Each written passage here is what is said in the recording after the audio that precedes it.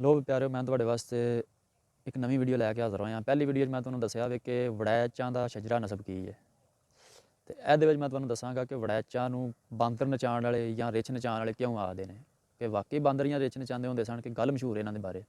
ਇਹ ਗੱਲ ਉਦੋਂ ਦੀ ਹੈ ਜੀ ਜਦੋਂ ਸਿਕੰਦਰ ਯੂਨਾਨੀ ਨੂੰ ਵੜੈਚਾਂ ਨੇ ਮਾਰ ਕੁੱਟ ਕੇ ਧਨਸਾ ਦਿੱਤਾ। ਪਿੱਛੇ ਕੁਝ ਜਿਹੜੇ ਨੇ ਯੂਨਾਨੀ ਫੌਜਾਂ ਉਹਦੀਆਂ ਇੱਥੇ ਰਹਿ ਗਈਆਂ ਤੇ ਉਹਨਾਂ ਆਪਣਾ ਰੂਪ ਜਿਹੜਾ ਨਾ ਛੁਪਾ ਲਿਆ, ਆਪਣਾ ਰੂਪ ਛੁਪਾ ਕੇ ਇੱਥੇ ਰਹਿਣ ਲੱਗ ਪਏ। ਜ਼ਿਆਦਾਤਰ ਜੇਲਮ ਦੇ ਇਲਾਕੇ ਵਿੱਚ, ਗੁਜਰਾਤ ਦੇ ਇਲਾਕੇ ਵਿੱਚ, ਉਧਰੋਂ ਮੰਡੀ ਬਹਾਵਲਦੀਨ ਦੇ ਇਲਾਕੇ ਵਿੱਚ ਰਹਿਣ ਲੱਗ ਪਏ ਇੱਥੇ ਹੀ।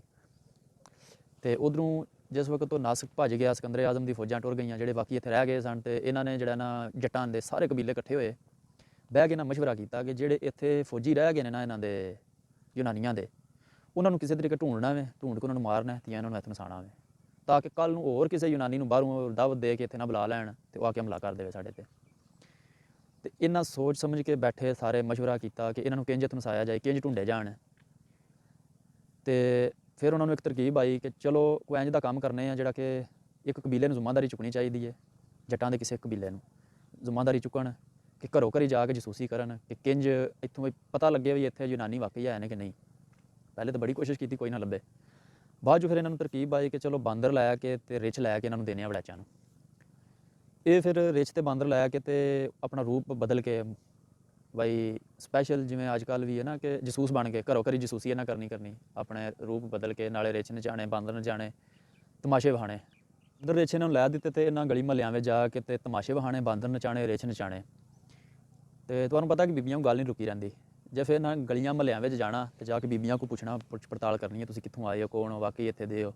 ਉਹ ਕੁਝ ਬੀਬੀਆਂ ਦੱਸ ਦਿੱਤਾ ਕਿ ਕਈਆਂ ਦੱਸਿਆ ਵੀ ਅਸੀਂ ਯੂਨਾਨੀਆਂ ਦੀਆਂ ਬੀਬੀਆਂ ਵਾਂ, ਅਸੀਂ ਸਿਕੰਦਰ ਆਜ਼ਮ ਦੀ ਫੌਜ ਨਾਲ ਆਏ ਸਾਂ। ਅਤੇ ਇਹਨਾਂ ਫਿਰ ਉਹ ਜਿਹੜੇ ਬਚ ਗਏ ਸਨ, ਕੁਝ ਨੂੰ ਮਾਰਿਆ ਕੁੱਟਿਆ, ਕੁਝ ਨੂੰ ਨਸਾ ਛੜਿਆ। ਬਾਕੀ ਇਹ ਕਿ ਪੰਜਾਬ ਵਿੱਚੋਂ ਕੁੱਟ ਖਾ ਕੇ ਉਹ ਵੀ ਨੱਸ ਗਏ, ਵੜੈਚਾਂ ਨਸਾ ਛੜਿਆ। ਕਿਉਂਕਿ ਜਿਸ ਵਕਤ ਸਿਕੰਦਰ ਯੂਨਾਨੀ ਨੂੰ ਇੱਥੇ ਨਸਾਇਆ ਵੇ ਨਾ ਇਹਨਾਂ, ਅਤੇ ਜੱਟਾਂ ਦੇ ਸਾਰੇ ਕਬੀਲੇ ਇਕੱਠੇ ਹੀ ਸਨ। ਜੱਟ ਅਤੇ ਸਾਰੇ ਕਬੀਲੇ ਜਿਹੜਾ ਨਾ ਜੰਗਜੂ ਨੇ, ਵੜੈਚਾਂ ਦੀ ਤਾਂ ਕਿਆ ਹੀ ਬਾਤ ਹੈ। ਇਹਨਾਂ ਨੂੰ ਖੁਫੀਆ ਏਜੰਸੀ ਦਾ ਉਹਦਾ ਲੱਭਾ ਸੀ, ਮਸਲਨ ਇਹ ਕਿ ਇਹਨਾਂ ਜਸੂਸੀ ਕਰਨੀ ਹੁੰਦੀ ਸੀ। ਬਾਕੀ ਸਾਰੇ ਇੱਕ ਹੁੰਦੇ ਸਨ। ਬਾਅਦ 'ਚੋਂ ਬਾਹਮਣਾਂ ਨੇ ਵਿੱਚ ਪੈ ਕੇ ਇਹਨਾਂ ਵਿੱਚ ਪਾੜ ਪੈਦਾ ਕੀਤੇ, ਸਾਰਿਆਂ ਨੂੰ ਆਪਸ 'ਚ ਲੜਾ ਛੜਿਆ। ਨਾਲੇ ਦੱਸਿਆ ਕਿ ਤੁਸੀਂ ਤਾਂ ਰਾਜਪੂਤ ਹੋ, ਤੁਸੀਂ ਤਾਂ ਵੜੈਚ ਹੋ, ਤੁਸੀਂ ਤਾਂ ਫਲਾਣੇ ਹੋ, ਟਮਕਾਣੇ ਹੋ, ਤੁਸੀਂ ਉੱਚੇ ਹੋ, ਇਸ ਤਰ੍ਹਾਂ ਉੱਚੇ ਨੀਵੇਂ ਕਰਕੇ ਇਹਨਾਂ ਨੂੰ ਆਪਸ 'ਚ ਲੜਾ ਦਿੱਤਾ, ਸਿਰਫ ਇਹਨਾਂ ਦੀ ਤਾਕਤ ਨੂੰ ਵੰਡਣ ਵਾਸਤੇ। ਤਾਕਤ 'ਤੇ ਵੰਡ ਕੀਤੀ, ਜਿਹੜੇ ਕਿ ਅੱਜ ਵੀ ਹੁਣ ਕੁਝ ਜੱਟਾਂ ਦੇ ਐਸੇ ਕਬੀਲੇ ਨੇ ਜਿਹੜੇ ਇੱਕ ਦੂਜੇ ਨੂੰ ਭੈੜਾ ਭੈੜਾ ਵੇਖਦੇ ਨੇ, ਚੰਗਾ ਨਹੀਂ ਵੇਖਦੇ, ਮਸਲਨ ਇੱਕ ਦੁਸ਼ਮਣੀ ਦੀ ਨਜ਼ਰ ਨਾਲ ਵੇਖਦੇ ਨੇ। ਤਾਂ ਦੇ ਸਾਰੇ ਕਬੀਲੇ ਜਿਹੜੇ ਨਾ ਇੱਕ ਹੋ ਕੇ ਰਹਿੰਦੇ ਸਨ। ਇਹਨਾਂ ਕੋਲ ਬੜਾ ਅਸਲਾ ਸੀ, ਹਾਥੀ ਸਨ, ਘੋੜੇ ਸਨ, ਬਾਹਰੋਂ ਕੋਈ ਵੀ ਤਾਕਤ ਹੁੰਦੀ ਸੀ ਉਹਨੂੰ ਕੁੱਟ ਮਾਰ ਕੇ ਨਸਾ ਛੱਡਦੇ ਸਨ। ਅਤੇ ਪਿਆਰੋ ਇਹ ਕਹਾਣੀ ਸੀ ਸਾਰੀ ਜੱਟਾਂ ਵੜੈਚਾਂ ਦੇ ਪਿੱਛੇ, ਜਿਹੜੀ ਕਿ ਬਾਂਦਰ ਨਚਾਉਣ ਵਾਲੀ ਸੀ, ਜਿਹੜੀ ਕਿ ਅਜੇ ਤੱਕ ਅਸੀਂ ਵੀ ਸੁਣਦੇ ਆਏ ਹਾਂ ਜੀ। ਵੜੈਚ ਬਾਂਦਰ ਨਚਾਉਂਦੇ ਸਨ, ਜੱਟ ਵੜੈਚ ਰਿੱਛ ਨਚਾਉਂਦੇ ਹਨ, ਬਾਂਦਰ ਨਚਾਉਂਦੇ ਸਨ।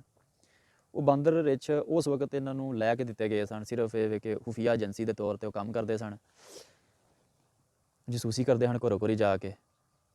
ਉਹ ਇਸ ਵਜ੍ਹਾ ਤੋਂ ਇਹ ਗੱਲ ਮਸ਼ਹੂਰ ਹੋ ਗਈ ਸੀ ਕਿ ਵੜੈਚ ਬਾਂਦਰ ਨਚਾਉਂਦੇ ਨੇ ਜਾਂ ਰਿੱਛ ਨਚਾਉਂਦੇ ਨੇ। ਅਤੇ ਇਹ ਸਾਰੀ ਗੱਲ ਸੀ ਇਹਦੇ ਪਿੱਛੇ। ਅਤੇ ਪਿਆਰਿਓ, ਹੁਣ ਉਮੀਦ ਕਰਨਾ ਵਾ ਕਿ ਤੁਹਾਨੂੰ ਇਹ ਵੀਡੀਓ ਪਸੰਦ ਆਈ ਹੋਵੇਗੀ। ਅਗਰ ਜੇ ਪਸੰਦ ਆਈ ਹੈ ਤਾਂ ਸ਼ੇਅਰ ਕਰ ਦਿਓ, ਅਤੇ ਨਾਲ ਚੈਨਲ ਵੀ ਸਬਸਕ੍ਰਾਈਬ ਕਰ ਦਿਓ, ਤਾਂ ਕਿ ਤੁਹਾਨੂੰ ਹਰ ਆਉਣ ਵਾਲੀ ਵੀਡੀਓ ਜਿਹੜਾ ਨਾ ਟਾਈਮ ਨਾਲ ਤੁਹਾਡੇ ਤੱਕ ਪਹੁੰਚ ਸਕੇ।